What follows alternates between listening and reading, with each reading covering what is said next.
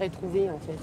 Alors, en fait, ce qu'on dit, c'est que cette procédure concerne exclusivement M. Siamedi, mais on se pose la question de savoir, et c'est quelque chose que je pose légitimement, est-ce que c'était nécessaire de perquisitionner les locaux de Barakassi, sachant que l'activité sur Twitter, c'est un compte qui est signé Idriss Siamedi, il engage seul ses propos, donc c'est une question que lui-même se pose, que je me pose également. Maintenant, de là à dire qu'il y a quelque chose effectivement derrière, je ne sais pas, mais ce que je pense, c'est qu'on est en mesure légitimement de se poser la question. Donc il y a un deux poids deux mesures sur la liberté d'expression du président de Barakassi. En tout cas, c'est bien ce qui lui est reproché ici, c'est de s'exprimer sur les réseaux sociaux en direction de la peste El Razaoui. Alors justement, de qui il s'agit? Parce que je dis pas forcément que cette procédure concerne Madame El Razoui. Okay. Mais ce que je dis, c'est que oui, il y a un deux poids deux mesures selon nous, parce que quand vous avez Cache Investigation par exemple, quand vous avez un certain nombre de lanceurs d'alerte, quand vous avez des journalistes indépendants, quand vous avez Mediapart, quand vous avez qui vous voulez sur Twitter, qui va révéler un certain nombre d'informations, est-ce qu'on a vu, est-ce qu'on a entendu en France une procédure visant pour harcèlement moral la personne qui a fait ces révélations? Mediapart a fait un certain nombre de révélations. Dans l'affaire Fillon, il y a eu un certain nombre de révélations. Dans les affaires qui ont concerné Nicolas Sarkozy, il y a eu un certain nombre de révélations. Je ne crois pas, peut-être qu'il faudrait me faire un cours et m'apprendre ce qui s'est passé, je ne crois pas que dans toutes ces procédures, on a eu les personnes qui ont levé le lièvre sur ce qui s'est passé, qui ont fait l'objet de procédures, qui ont été placées en garde à vue, qui ont vu leur porte fracturée par le RAID pour harcèlement moral.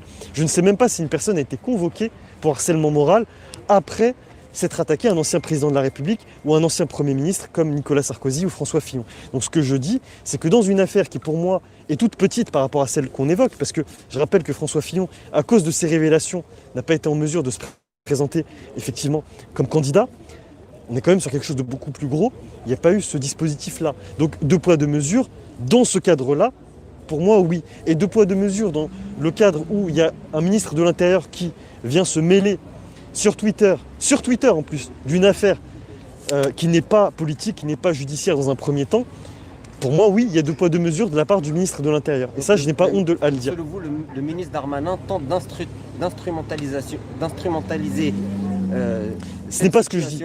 Ce n'est pas ce que je dis. Ce que je dis, c'est que vous m'avez posé la question de savoir s'il y a un deux poids deux mesures, que ce soit dans cette procédure, ce qui est reproché à M. Siamedi et ce qui se passe, pour moi, il y a un deux poids deux mesures par rapport à d'autres journalistes, parce que là, quelque part, au-delà de la communauté musulmane, au-delà de Idriss Siamedi, il faut se poser la question, est-ce que les journalistes, désormais, pourront librement sortir des informations confidentielles ou pas? Ou poser des questions, s'interroger sur des personnages qui prennent la parole publiquement, est-ce que c'est quelque chose qu'on peut toujours faire ou pas? Et en réalité, là, dans cette assemblée, dans ce rassemblement, les gens qui se rassemblent, essentiellement, se sentent concernés par ce qui se passe dans la communauté musulmane. Mais est-ce qu'il ne faudrait pas s'interroger au-delà de ça si ce n'est pas finalement le journalisme qui est mis en cause et finalement le fait de pouvoir révéler des choses par l'appareil médiation. Donc là, moi, ce à quoi je veux faire le lien, c'est avec la liberté de la presse. Alors, j'ai une question pour vous sur cette question-là. En France, dans la Constitution, on a un droit fondamental qui s'appelle le droit de la presse. Donc, par définition, comme c'est un droit fondamental, vous, maître, et chaque citoyen ici qui est venu se rassembler a ce droit fondamental d'informer en étant témoin de quoi que ce soit. Quelqu'un qui passe dans la rue, vous voulez témoigner qu'elle avait des chaussures jaunes quand elle est passée, c'est votre droit absolu. Donc, vous pensez que quelque part, dans le traitement qui est fait au président de Barakassi, c'est une attaque directe en fait à notre droit d'informer nos concitoyens sur ce qui se passe dans les milieux politiques et dans les réseaux de pouvoir concernant la pratique du culte musulman en France. Alors, ce que je dis, et je le dis de manière très claire, c'est deux choses. Premièrement, Debré, qui est celui qui a rédigé la Constitution de 1958, du 4 octobre 1958, disait que les médias, c'était le chien de garde de la République. C'est-à-dire un quatrième pouvoir à côté de l'exécutif, le législatif et effectivement le judiciaire. Et c'est pour ça que les milliardaires dépensent autant d'argent dans les médias. Exactement. Et que 8 milliardaires en France possèdent plus de 80% des médias papier et des chaînes d'infos en continu. Exactement. Et donc, ce qu'il disait, c'est que c'était une sorte de quatrième contre-pouvoir à côté de ces trois autres qui sont l'exécutif, le législatif et le judiciaire. Ce que je dis, c'est qu'aujourd'hui, on remet en cause effectivement cette liberté de presse, d'une part en muselant Idrissi Amedi, mais ça pourrait être quelqu'un d'autre, qui fait des révélations sur des sujets qui en réalité dérangent, mais d'autre part, ce qu'on remet en cause aussi, c'est le droit pour les citoyens d'être informés. Parce qu'en réalité, il y a les deux choses qui sont en cause. Est-ce qu'on a le droit de savoir ce qui se passe dans les coulisses ou est-ce qu'on doit boire les informations qui nous sont données? En substance, c'est ça.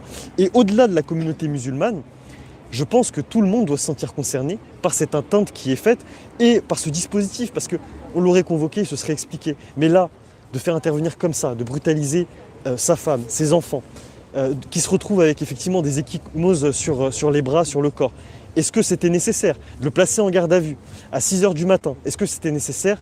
Non. Et pourquoi on a fait ça? Tout simplement parce qu'il a décidé de poser des questions. Il n'a pas accusé. Il a posé des questions à ces personnes qui n'ont pas répondu. Les questions de savoir si finalement les positions qu'elles tiennent publiquement sont en conformité avec ce qu'elles font dans le privé, tout simplement.